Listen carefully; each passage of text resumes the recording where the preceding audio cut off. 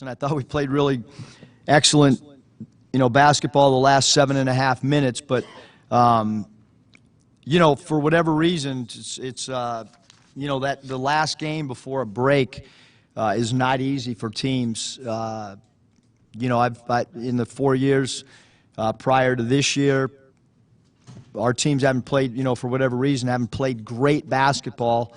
The game leading into the break. We have 3 days break. But what I did tell the team is you look across college basketball every night and, there's a team that loses a game like this every single night. And good teams don't lose a game like this. Valpo played really hard, give them a ton of credit. They cut hard. They're well coached. They're well disciplined. They have a special scorer in Freeman Liberty. They had a lead there with 7.5 minutes that if we don't execute, make some tough shots and get some tough defensive stops. I thought Adriel Bailey's block, on Freeman Liberty's dribble drive to the cup really saved the game for us. And then obviously Mason, hit a spectacular shot. And but again, hey, the crowd was awesome. I mean, the environment tonight. Not many environments better than that in college basketball. I can tell you that. That was so loud, and we're playing in an empty gym. We might not win that game. I can tell everybody in North Little Rock and anybody that came to the game, like if we're playing, outdoors somewhere, 5-on-5, we don't win without that loud crowd maybe tonight. Eric, I guess I hadn't realized until I looked at the box that Mason was 2 for 5 on 3, so I guess he didn't hit a 3 until those last 2 to tie it and give you the lead. I realized it, Bob. Yeah. What'd you think? I mean, so a guy didn't hit a 3 and then he hits 2 threes. Well, hello. It's On the Hill with Pat Jenkins Sports Talk Radio. It's our Monday recap edition here of OTH on KDSJ 479. And real quick before we get into our questions, once again, is this will be the final show for the 2019 year, as Demetrius and myself will be stepping away to enjoy family and a few things during the holidays. We'll be back in on January the 6th. That's January 6th as we'll be out. But we've decided to reach back and we'll play some of the best stuff of 2019 each and every day. You'll catch a show, some of them that maybe you missed, didn't get a chance to see, or some that you really thought was good. We'll be able to pick all those out, either myself or Demetrius. So we're going to bring you a whole lot of good information from the 2019 that maybe you can take pieces of and look into the 2020 athletic year for the Razorbacks. But real quick, I want to give a shout out to our sponsors. That would be Lindsay & Associates with an office location in Fayetteville, an office location also too in Rogers. Locomotion, located just below the Northwest Arkansas Mall in Fayetteville. Corey Bates Custom Painting. And lastly, KDK's Chicken. Make sure you get down there. They're at Low 989 South Razorback Road. Go down, get a plate of that love, and like they say, it's not your mama's. Best chicken and waffles in the South. But we'll let you hear audio from Coach Eric Musselman following their big come-from-behind victory down in Simmons Bank Arena in North Little Rock, as they were able to triumph over Valparaiso on Saturday night. And I want to get to bring in my producer, co-host, the man behind the scenes, Demetrius. Must got them going, man. I mean, down 59-51, 7 minutes and change left in the ball game. This team locks down on defense, and I believe goes on something like a 21-9 run. Hence, we're able to get out of there with a big 72-68 victory. And they gave a lot of love to that crowd there in Simmons Bank Arena. Yeah, I think Coach Muslim is he's finding the way to get the best out of the team. I know we're probably missing a couple of things to really make us an elite basketball team, but I think he's really maximizing all the pieces from Mason Jones being the scorer, and then having guys like Adriel Bailey give you that defensive edge. Right. I think he's finding a way to. I think you said it best off air. He's getting guys to master what they do and understand their role within the team and what he needs them to do for everybody to get a ring. So I think they have a chance to definitely compete in the SEC when the SEC tournament comes around. I don't think they've peaked yet as a team. So I'm really eager to see going into the spring how the basketball team really turns out. The thing that I'm watching this team last year, they were so young under Coach Mike Anderson. And some of the plays that they're able to make, you can go back to Georgia Tech. You can also go back to this previous ball game versus Valparaiso. And in instances of last year with their youth and inexperience, they weren't able to win those types of games. Adriel Bailey made a very program changing, or I should say program type of defensive block for this ball club. A very senior defensive player, a guy that's been here, done that, has a lot of miles of SEC and NCAA basketball under his shoes, and I just thought that was one of those moments that the senior stepped up, and it was more of a program game, kind of fighting through some of the games that back in the past they weren't able to pull out on the neutral courts or on the road, and sometimes even in Bud Walton.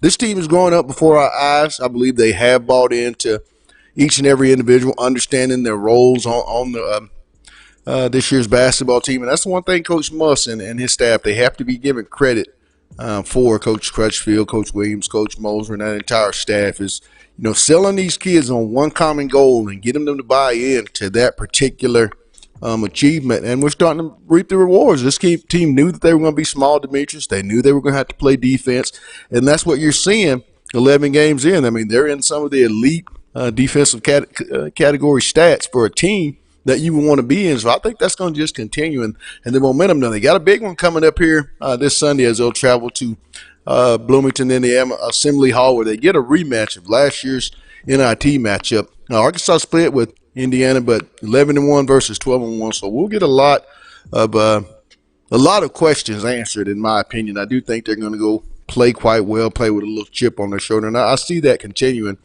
throughout this entire year. But let's see what we got. Spud said, where the Coach Must get those T-shirts. That is a pretty cool T-shirt, that Pepsi sponsored shirt Coach Must had with the Razorback on it. So I don't know. Maybe hit Must up on Twitter, or your people get a hold of his people, and you can find out all that. Also, too, we have a Tony Sweden is watching from Mayflower. Hello, T-Dub. I think his name is Van Over. The big tall transfer center would really help them out if he was eligible. Demetrius, and that's my guy, Donnie A. Butts, DB. Absolutely. Earlier in the year, I was saying that they needed a true scorer. I think Mason Jones is really kind of growing and maturing into that role as that guy that takes the tough shots and kind of gets the team going. But I think the big man definitely would have been an addition because it would have spaced out the floor more. It definitely has a nice, consistent three. So I definitely think it would have been a great addition. Our buddy Derek Oxford, who writes for the AP, good guest on our show, he chimed in and said he wants a shirt that says Jimmy Dykes on grass. I got you, Derek. That's an inside joke for those that are listening. You would have had to have been in the press box to understand that little inside joke. I mean, the Jimmy Dykes on grass, because that day in particular, Demetrius, you know how I am and some of the things that might be said during the game. So, I mean, I like the comment, man. Thanks for supporting as well. Football, it has been announced, it is being announced and reported. No confirmation yet until the pit boss says so himself. But a couple more coaches, Demetrius, could be added to the Razorback staff. John Cooper, tight ends coach, currently with the UCF football program. It's expected that he'll be joining coach here at the University of Arkansas in that same capacity as tight end coach. And also, too, it continues to heat up. They might have the guy, KB, Kendall Browse, is said to be the leader in the clubhouse for that OC position. And if you add these two, that gives coach a pretty solid 6-man crew. Defensive line, running backs, I believe, will be the two positions that will be left, there to come up with. But, for what he's brought in so far with Brad Davis, Justin Stepp, retaining him from the previous Arkansas staff, Barry Odom, getting Coach Carter, and getting Ryan Rose. Those are 5 coaches on staff right now, Demetrius, that he's put together. I mean, this is shaping up to be a pretty damn good coaching staff that Coach Pittman in year 1 may be able to pull off. Might be one of those that we look back, and this could be a group of coaches that the University of Arkansas's fans will long remember on down the road when this thing finally concludes at some point, because I really think what he's building, you're getting damn good coaches, you're getting tremendous recruiters and developers of talent, and I think relationship builders as well, Demetrius. Absolutely. I think you hit the nail on the head. Just Sam Pittman is going to bring a balance and consistency to the program. A lot of times I tell people there's a big difference between a team and a football program. Right. And I think Sam Pittman brings a football program and the understanding of what it takes to build a program. And I think you're really going to see that come, year 2, 3, when he really has full, recruiting cycles to really go out and show you the real impact of the relationship that he has over a span of time, especially as the head coach versus a position coach. Billy Wayne Carter, Demetrius, one of our top fans. Hello, Billy. Billy's watching us. He's on vacation this week from Orange Beach, Alabama. And Billy leaves us saying, yes, sir. And also he comes back with another comment. Coach Carter, a great pickup, LOL in my lap. Okay.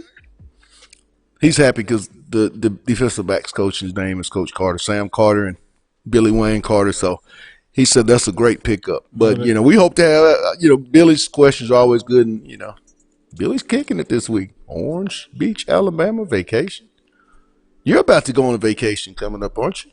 I'm trying to get everything situated. Got a little seasonal job I'm working, so. Hadn't heard. We got a question from Becky Jean Harrison about Colin Clay. Still no word. I'm on C-squared. I'm on this. He's going to remain in the portal. Hadn't heard any destinations coming out of schools that he may be interested in. I think, maybe with this Barry Odom hire, because if you can go back and recall, I think it was a day or two before Coach Odom was named the defensive coordinator. And I think, he may sit back and see who's going to be his defensive line coach, see how that side of the ball as a staff shapes up. I think all that will, come into play. But, as of right now, Becky, no word on Colin Clay. Kind of hope this young man does get a chance to sit down with that staff, because I think if you were able to move Colin Clay inside, Demetrius, as a defensive tackle, because as we noticed, that's the main priority of defensive emphasis as far as recruiting needs. When you look at it, it's those inside guys. And Colin Clay, 6'5", 200, about 85, 290 pounds. I think that man could be a bad dude inside, in my own personal opinion. Where are you at? And, have you heard anything on the Colin Clay situation?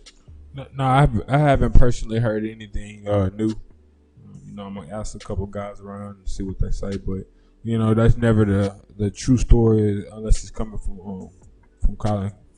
But I say Colin has a lot of upside. There was times during the game this year that he really made some big plays and big stops, and then there was times where he maybe didn't make the play, but he was very disruptive and really made his presence felt on the defensive line. He was one of the more consistent defensive linemen that we had play this year. Well, we're going to take a real quick break, get more of your questions, but we caught up with two of the very important Razorbacks from Saturday night's ball game in Simmons Arena. Senior forward Adriel Bailey and junior shooting guard, scoring machine Mason Jones. Here's what they had to say post Valparaiso, and then we'll be back. It's On the Hill with Pat Jenkins on KDSJ 479. Let's get it.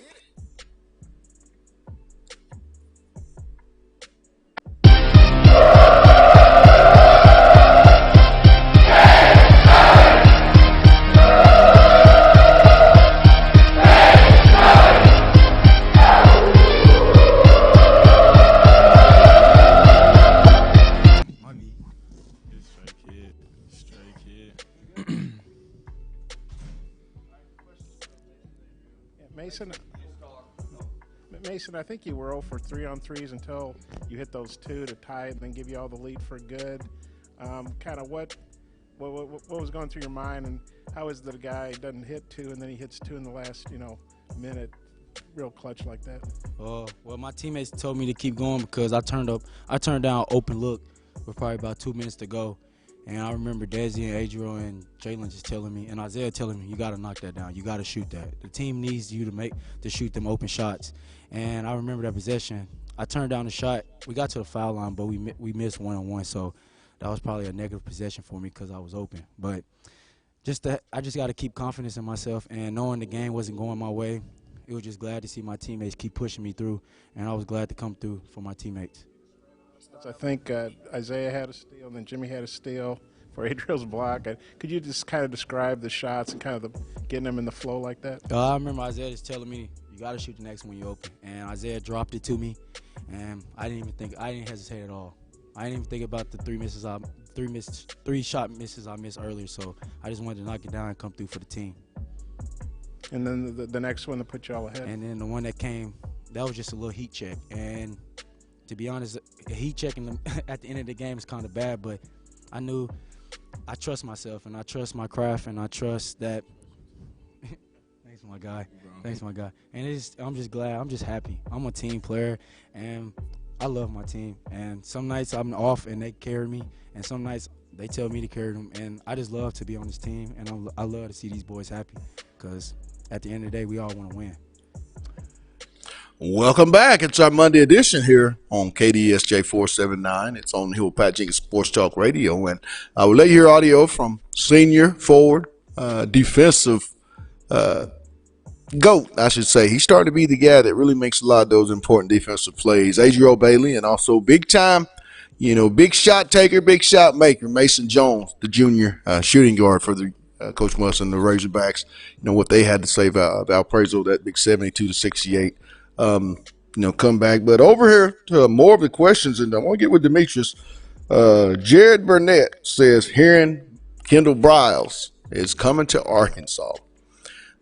Based on, your criticism of the offense under former OC Joe Craddock, picture a Kendall Briles offense, Demetrius, with these types of athletes, the Knoxes, the Trey, or the Mike Woods, the Traylon Burks, those type of guys. What type of offense could Kendall really get if they can get some of these questions on the offensive line through recruiting, Demetrius? Which ones do you think they can, what they could do under KB's offense? Well, I think they can do whatever, but I think they have the ability to spread the ball out. And I think that's something Sam Pittman alluded to when he first got hired, that he really wanted to spread the ball out and run RPO. So I think getting somebody like him will give us the ability to really, take the top off. And then you combine him with Steps. I think that's a good combination combination-wise as far as recruiting and being on the same page. So I think that could be something special. I think you're going to see, with years to come, offense that can really put up some points, especially if KJ and that core group of guys decide to stay and they stick it out. Well, you give him a great quarterback, offensive skill weapons, tight ends, wide receivers, and running backs. And I think Kendall Briles, he's proven that at Baylor, Houston, FAU, and, this past season, it wasn't for a lack of offense. FSU had the problems under Willie Taggart that they did. It was all Kendall Briles, brought a little infusion. So I think if Sam's able to pull that off, I think you'll see a lot of top quarterbacks and receivers, and also two running back tight ends. I think it'll be one of those, recruit-friendly offenses that kids want to play in. And nowadays, offense. And Terry, I get it. Congratulations, you guys did it again. Terry is a avid listener to the show each and every day, and he's a big time Patriot fan. I'm a Buffalo fan. We're in the same division, and I will congratulate you, as tough as it is, and I don't like to. Sometimes the better team wins, and I think on Saturday you guys won, so congratulations. I mean, it's very tough to congratulate a Patriot fan, if you understand what I'm saying, if you're in the Bills Mafia. But and also, too, Merry Christmas as well to you as well, Terry. Make sure you continue to tune in. And I know you're a very happy man as your nephew was able to walk the stage and get what this was all about from day one, and it should be for all athletes, is to get that diploma because, as we all know, one day and more often, you are in normal shoes than you're in your athletic shoes throughout your life. So, I mean, if you're able to get that blessing and be able to go to school for free, make sure you capitalize. And at the end of the day, get what's the most important thing, that diploma, because that can never be taken from you, and it can take you a long way, far and beyond what maybe football and sports could do. But I want to step out real quick. We're going to take our last break, and then we're going to wrap this show up for today, and then we caught up momentarily. I'll let my producer Demetrius pull up Coach Mike Neighbors as he, gave us a recap of their big win, an 86-53 romping of the Lady UALR Trojans this Saturday in Simmons Bank Arena, and then we'll wrap it up. It's all coming up. You're listening to On the Hill with Pat Jenkins on KDSJ 479. Back in a minute.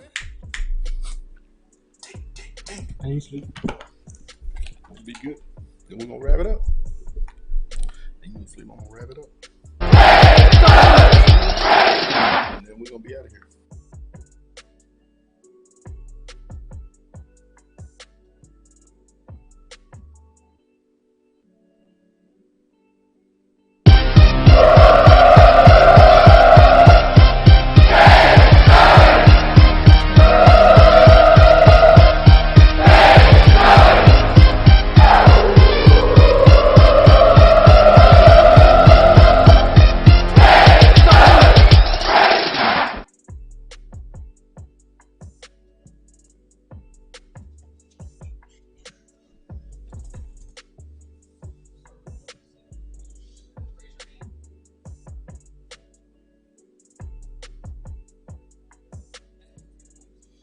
Really glad that one's over with. There's been so much build up since the day Coach Foley and I started talking.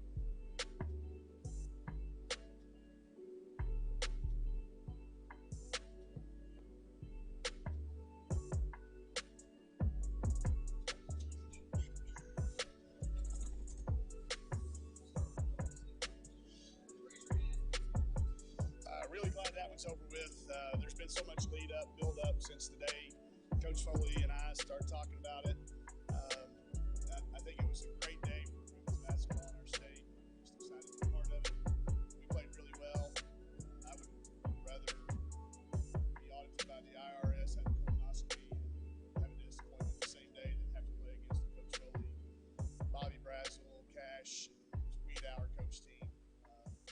This is a team that's going to do exactly what they've done for the last 3 years. They're ready to go about 22-3 between now and the end of the year, get NCAA tournament team. We're starting to figure it out. I'm right about I brought this up to Joey.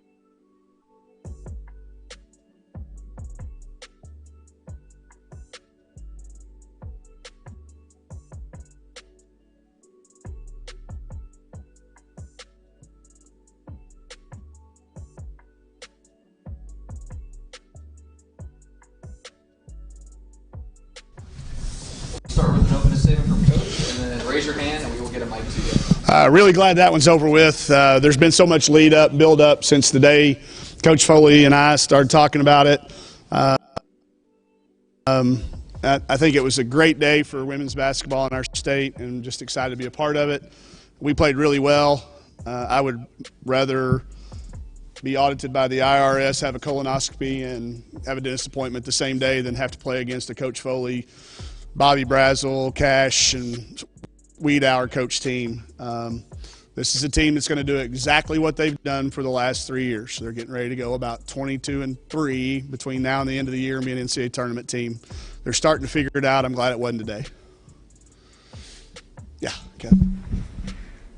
I brought this up to Joe. It looked like they actually executed their sets. They just weren't able to finish. How much of that was defense and how much of that was them? And probably all of it. We didn't do a very good job of guarding some of it. They're impossible to guard because you don't know what's coming. You can't scout them. And we're a heavy scout team. We love to watch film and get play calls and predict and use all the analytics. You throw those out against the Coach Foley program. And that, Welcome back. Welcome back. It's our Monday edition of OTH here on KDSJ 479. And we let you close out with head women's basketball coach, Coach Mike Neighbors, as his women were able to start off Saturday with what was a very, very exciting time in Simmons Bank Arena, if you're a Razorback fan, that is. The Hogs were able to come out of that one 86-53 winners, as they'll make their way on to a ball game this Sunday, before they get into conference season in the 2020 campaign. But you got to feel good if you're a Razorback fan, basketball, both on the men's and women's side, as I believe Coach Neighbors and Coach Musselman got their program going in very, very, very positive directions. And also, too, came out, for those that just tuned in before we get out of here, believe Arkansas is two more coaches closer to completing that staff, as it came out. Hadn't been confirmed yet, but sources are saying it's going to be John Cooper as Arkansas tight end coach. He's right now the tight end coach for the UCF Knights. And Coach Josh Heupel has a connection, I believe, to Barry Odom and to Coach Sam Pittman at both Missouri and Oklahoma. Missouri for Odom, Oklahoma for Sam Pittman. So that's the word. He's to be expected to be named Arkansas's new tight ends coach anytime now. Also, too, it seems like Kendall Browse, former offensive coordinator for the Baylor Bears, Houston Cougars, FAU, and just here recently the Florida State Seminoles, seems to be the leader in the clubhouse to become Arkansas's new offensive coordinator. But I feel like, if in my opinion, things are going to start here by at least a week from today, if not earlier. Arkansas should have their entire staff in places. I think the defensive line and running backs coaches will be the last two added to Sam's staff, but I think it's going to shape up to be a real tremendous staff. Really excited to see where Coach Pittman and this new era of the Pit Boss with the Hogs will be able to lead this football program. I think it's going to be really, really a good time if you're a Razorback fan in 20. I've always said it. Demetrius have heard me say it a bunch. I think this university is about to go on an era of athletic success, unprecedented from what, when it hits all at the same time. And, I think Hunter Yurachek could be the architect of one of the greatest eras of athletics, in my opinion. Before we get out of here, I want to give a thank you to our sponsors, as this would not be possible. Lindsay and Associates, with an office location in Fayetteville, and also too in Rogers. Locomotion, located just below the Northwest Arkansas Mall in Fayetteville. Corey Banks Custom Painting, anything residential, commercial, it doesn't matter. Contact Corey, and I guarantee you're going to be one happy customer. And lastly, KDK's Chicken. It's located at 989 South Razorback Road. Go down and see Keith Kathy. Get a plate of that love, and like they say on the building, not your mama's, the best chicken and waffles in the South. But I want everyone to know the remainder of the week, and in 2019, Demetrius and ourselves are going to take a little time off, but we'll come back with some of our greatest shows from the year of 2019, and hopes that you tune in. Some of you missed some of the good ones. Some of you need to hear some of the good ones, but we'll make it all available to you. Some of our greatest. We'll be back in the office and on air in our entirety, January the 6th. That's a Monday. We'll be in, and I'm pretty sure we're going to have a lot to talk about. We'll have some special guests heading into next year. I'm really excited about this upcoming 20 year for OTH and for all. I want to wish everyone a very, very Merry Christmas, a very happy holiday season, a very happy New Year. May you be blessed in many, many ways. If you're on the highways and byways, have safe travels. Demetrius, do you have anything you want to add to our listeners? Well, I think that's going to wrap it up. It's been a great year. We love having you all, and we look forward to having you guys back in the 2020 campaign. But for now, it's On the Hill with Pat Jenkins on KDSJ 479. You guys have a blessed one and a Merry Christmas, and let's get it. Guys.